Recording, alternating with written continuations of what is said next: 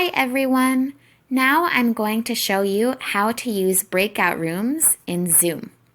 Right now I'm on a cell phone, so if you use a computer to join Zoom calls, it will look a little different. First, I need to join my Zoom, so I'm going to click my link. This will open my Zoom app. I'm going to call via device audio, and now I'm in the call. Now my teacher is going to invite me to a breakout room. So this is my invitation. I need to click join. And now I'm going to a breakout room. Usually there will be some other students in this room and you can talk together as a group. So first, I want to turn my video on. Remember that if you cannot see your options, if your screen looks like this, all black, just click and then you will see the menu. So if I want to turn my video on, I can click Start Video. Hello. Next, I'm going to show you how to ask for help.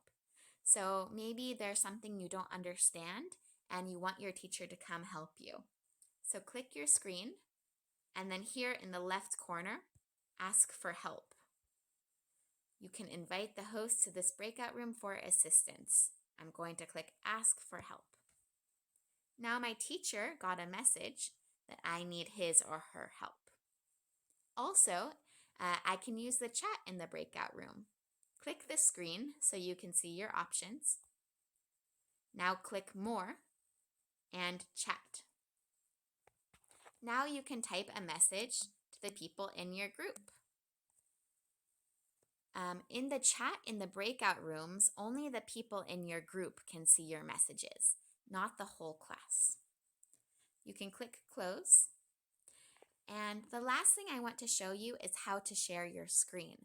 So it's very helpful in a group if you can share your screen and talk about the same document. So I'm going to click Share and then Screen and then Start Now. My phone will not allow me to record this, but if you do this on your phone, then it should work and you should share your screen with other people.